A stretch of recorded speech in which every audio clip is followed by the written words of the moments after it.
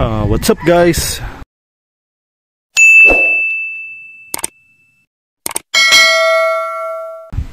It's me, Blackjack, and welcome back sa aking YouTube channel. At kung bago pa lang kayo sa aking YouTube channel ay huwag niyong kalimutan na i-click ang aking subscribe button. Sama niyo na rin ang aking bell notification para maging updated kayo sa mga videos na i-upload ko pa. Alright, so ayan, another video na naman po tayo ngayon. So kung nakikipabasa nyo sa aking thumbnail, update po sa ating diamond tire na pinalit ko dito sa akin Edmax. So tagal ko nang gustong i-update kayo guys kung ano na nangyari dun sa gulong ko. Pagka 6 months pa lang, kasi ang dami na kasi nagtatanong sa akin kung anong update sa gulong natin. So kung makikita nyo, yan ang mga nagtatanong. So hindi ko kayo ma-update guys kasi medyo hindi pa tayo nakakapag-edit tsaka nakakapag-video ngayon, gawa ng busy pa tayo sa mga gawaing personal. Mga trabaho ba. So kumbaga focus muna tayo sa biyahe dahil ang pinagkakakitaan natin ngayon is isa na tayong Move It rider. Alright, so yun, eto na siya. Bigyan ko na kayong update, pero bago ang lahat, eto muna yung mga nangyari sa gulong ko bago umabot sa ganitong buwan. Baga sa ngayon is May siya, dapat siya mag-iisang taon, pero ngayon nakaka 8 months pa lang siya. So ang kanyang tinakbo sa loob ng 8 months is probably nasa 15k odo, kasi nung pinakabit ko yung gulong natin is nasa 48,000 yung tinakbo. Ngayon nasa 63,000 na siya. So yun, nasa almost 15k odo din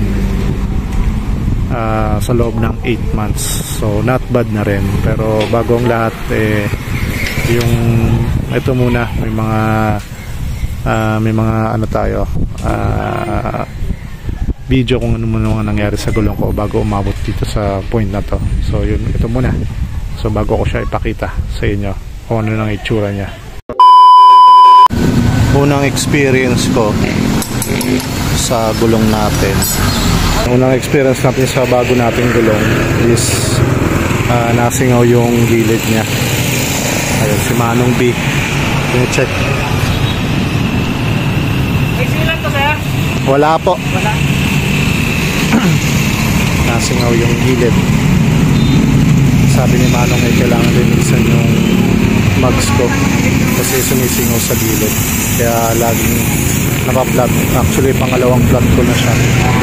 Wala namang butas yung gulong, yung gilid lang kailangan linisan. Ay, patrabaho, kabala pa. So yun, maya bigay ko na lang kayo ng update. So yun, linisan na ni Manong yung gilid, Manong B, para hindi na lumabas yung hangin sa gilid niya.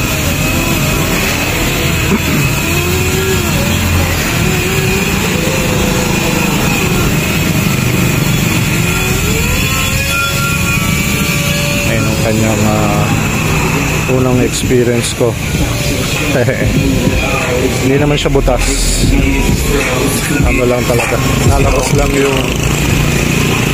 lang talaga yung hangin sa gilid, kaya napaplatan ako. Nung una akala ko yung pinaka-pito niya, valve seal niya doon sa pito, pero yun, hindi ko din nakita na nilinisan to ni Manong B nung unang kabit. Kaya siguro ganyan talaga, dapat nilinisan siya, kasi nung mga dating niya, may mga tire sealant to. Siyempre yung nakaka-effect sa na nagdudumi, kaya dapat bago ikabit, pagka bagong gulong pinapalitan ng nililinisan bago kabit ulit. Hoping sana hindi na ulit sa mag-flat. Alright.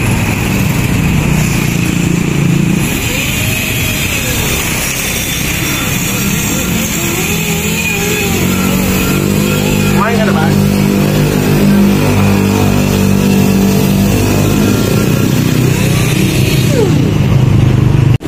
Alright, so yan, nalinis na siya. So, kakabit na ulit ni Manong B.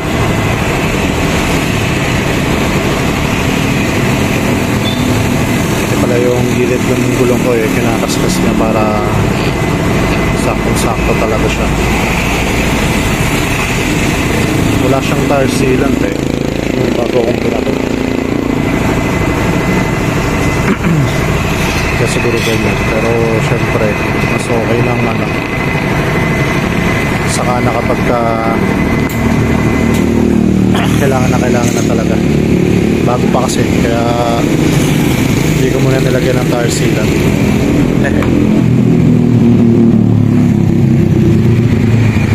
Yan, apply yun ng used oil.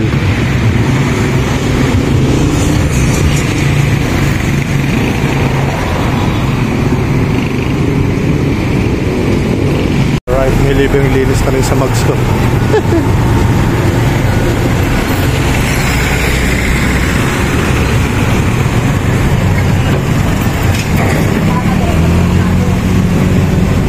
Checking kung sisingaw pa.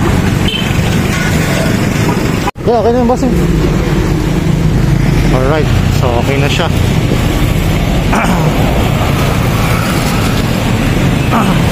Ayan. Sana hopefully wala lang, hindi na siya ma-flat. Alright, so mamaya test natin kung mapa-flat pa siya. Alright. Alright guys, so yun. Commercial muna yon. So ito na talaga ang itsura niya ngayon. Alright, so ito na siya. Yan. So loob ng 8 months ganito na itsura ng ating diamond tire. Alright. Yan, sulit naman siya mga paps. Yan. So yung nasa pinakita ko sa inyo yung nangyari sa front tire. Yan. So kung titingnan nyo, sa loob ng 8 months alos maubos na yung kanyang front. Then may part na parang siya yan parang nagbubukol-bukol. Siguro gawa ng sa pagpahangin ko na rin, medyo matigas yung gulong ko, so hindi ko na napansin yan. Yan itsura sa harap. Then ito naman itsura sa kanyang likod. Alright. Actually sa likod marami nang naging experience. Hindi ko na na-videoan yung kung nakailang balik ako sa vulcanizing shop. Pero yung pinakamalala is meron dito yung parang talagang nahiwa na. Ito sa kabila. Ayan, sana kita sa video. Ayan, ito siya. Nahiwa na siya. At pag tinamaan pa yan, tapos na. Tapos may mga nakatusok na rin dito. Hindi ko na tinatanggal kasi pag tinanggal ko baka lumala. Ay, saan ba? Meron pa dito aray ko, sakit. Ayan, ano siya mga paps. Ayan laki nito. Ito malaking pako to. Hindi ko na tinatanggal. Diyan na lang. Kasi pag tinanggal ko baka ayan pa Alright, dami yan mga bubog pa. Yan, ito yung pinakamalala. So nakailang balik ako dyan sa vulcanizing shop, pero yan, may pamalit naman na ako dyan. Ayun, yun yung next kong i-upload ng video. So far ito muna yung naging update niya sa ating diamond tire sa loob ng 8 months. Alright, so yan, ito pudpud na talaga, pudpud na yung gulong. So nakabit ko siya last year ng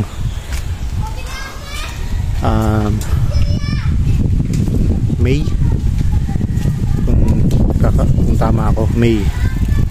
Then nag-start ako maging isang movie rider ng March. Ako naging movie rider. So kung anin mo, pero nung March na yun hindi pa naman ganun kalakas talaga bumiyahe. After lang nung nag-resign ako sa trabaho ng August. Nag-resign ako sa trabaho ko ng August. Then yun, August, September, by August, pero paunti-unti na ako nung May, June, July, 3 months.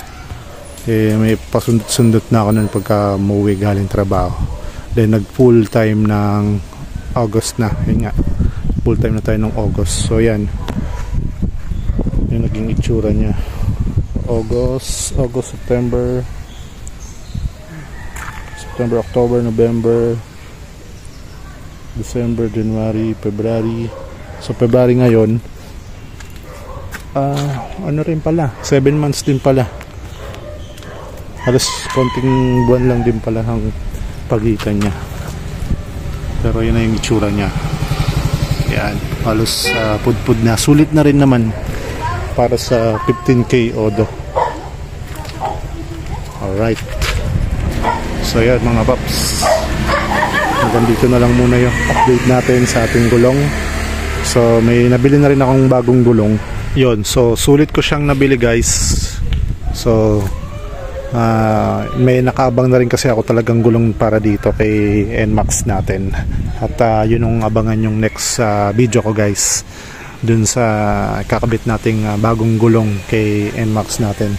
Gawa ng kaya nga nung nabutas ito yung sa likod, nahiwa kasi, susi kasi nakapasak dyan, malaking susi, kaya pinalutuan ko na lang dito sa loob. At yun, ginamit ko muna kasi siya para masulit ko siya. Sayang naman hanggang sa okay na. Pero kung talagang wala na talaga at pudpud na ayan, ayan siya, pag wala ng kapit talaga, palitan na natin yung bago nating gulong. So yun ang abangan nyo guys. Mas mura ko siyang nabili compare dito kay Diamond Tire. So yun talaga yung hinahanap ko naabangan ko yung mga mas murang nabili, mas murang gulong na sulit panghanap buhay. Alright, so yun, abangan nyo yan guys. So sa ngayon, yan muna yung gulong ko. After 8 months, 15K ang tinakbo. Kumbaga almost 15K din ang kanyang kinonsume para umabot siya sa ganyang stage. Alright, so yun, hanggang dito na lang muna mga paps. Maraming salamat sa panonood. At always remember, ride safe, peace out.